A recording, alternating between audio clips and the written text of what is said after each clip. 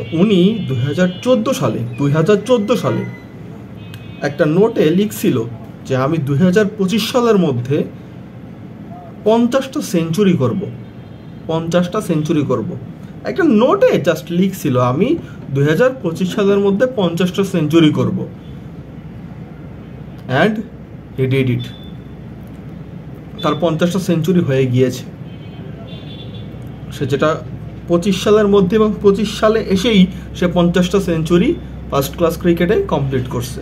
স্বপ্ন হইতে হবে সর্বোচ্চ লেভেলের, তখনই আমি স্বপ্নের কাছাকাছি বা ছুতে বা তার উপরে যেতে পারবো।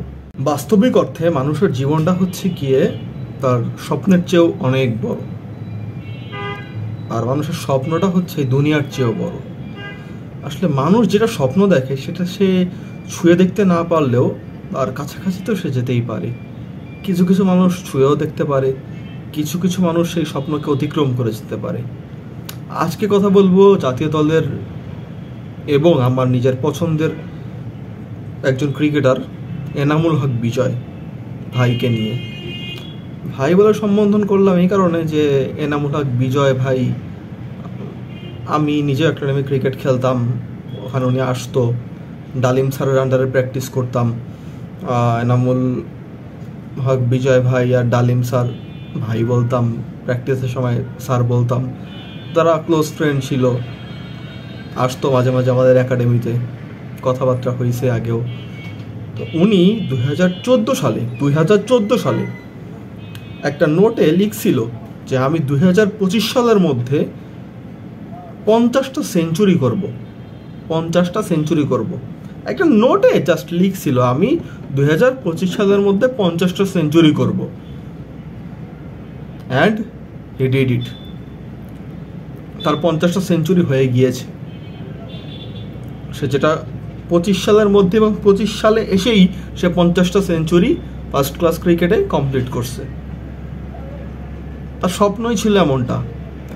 সে যদি হয়তো স্বপ্ন যদি দেখতো যে আমি 25 সালের মধ্যে 100টা সেঞ্চুরি করব, হু নোস, হতেও তো পারতো সেটা। That's the fact. আমরা আমাদের জীবনে অনেক স্বপ্ন দেখি। আমরা কেন স্বপ্ন দেখি? কারণ আমরা সেটা ছুঁয়ে দেখতে চাই। কেউ কেউ স্বপ্ন দেখে দিন আনে দিন খায় মরে যাব, কেউ কেউ স্বপ্ন দেখে বিসিএস ক্যাডার হব, কেউ কেউ স্বপ্ন দেখে ডাক্তার হব, ইঞ্জিনিয়ার হব, কেউ স্বপ্ন দেখে বিজনেসম্যান হব। অনেক স্বপ্ন মানুষের, কেউ ফুটবলার, কেউ ক্রিকেটার হবে। কিন্তু সবচেয়ে বড় কথা যেটা, আপনার স্বপ্ন হতে হবে এভারেস্টের সমান, আমারটাও আপনারটাও। এর বাইরে আমরা অনেক ছোট ছোট ছোট ছোট কাজ করতেই পারি জীবনের তাগিদে, জীবনের প্রয়োজনে। হয়তো এখন প্রয়োজন না, হয়তো হবি হিসেবে অনেক কাজ করতে পারি, কিন্তু মানুষের টার্গেট কিন্তু একটাই হওয়া উচিত। অ্যান্ড এনামুল হক বিজয় ভাই, তার যেটা স্বপ্ন ছিল তার কাছে ওইটাই এভারেস্ট ছিল। সে 25 সালের মধ্যে এটা ছুঁয়ে দেখেছে। মানুষের স্বপ্নটাও এরকমই।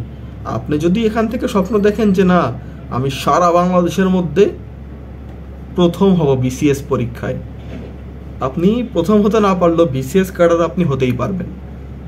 ব্যাপারটা এরকমই, প্রথমও হয়ে যেতে পারেন। আপনি যদি মনে করেন যে না, আমি বাংলাদেশ টিমের হয়ে ক্রিকেট খেলে সাকিব আল হাসান কি, আমি তার চেয়ে বড় ক্রিকেটার হব, আপনি হয়তো সাকিব আল হাসানের ধারে কাছেও যেতে পারবেন না হয়তো, কিন্তু আপনি ক্রিকেটার হতে পারবেন, টপ লেভেলে খেলতে পারবেন যদি আপনার ডেডিকেশন আর এইম দুটা সংযোগ হয়। That's the fact actually. তো এটাই মূল কথা। মাঝে মাঝে আমিও ডিপ্রেসড হই, আমাকে কেউ একজন হয়তো ভরসা দেয়, হয়তো আমার কথা দ্বারা 10 জন এই ভিডিওটা দেখলে একজনও হয়তো মোটিভেশনটা পাইতে পারে। আমি কোনো মোটিভেশন দিতেছি না, আমি ফ্যাক্টটা বলতেছি যে এইটা হচ্ছে ফ্যাক্ট। আমার স্বপ্ন হইতে হবে সর্বোচ্চ লেভেলের, তখনই আমি স্বপ্নের কাছাকাছি বা ছুতে বা তার উপরে যেতে পারবো। স্বপ্ন যদি হয় আমি মানে এই লেভেলে, আমি ওই লেভেল পর্যন্ত তো যেতে পারবো। তো ব্যাপারটা এইটাই, স্বপ্ন এভারেস্টের সমান উচ্চতায় হতে হবে। মানে আমি ওটা মেটাফরিক অর্থে বললাম আর কি, এভারেস্ট সমান হতে হবে স্বপ্নটাকে, তখনই আপনি ওটা ছুতে পারবেন বা ছোঁয়ার কাছাকাছি যেতে পারবেন। ভালো থাকবেন, শেয়ার করে দিবেন। আল্লাহ হাফেজ।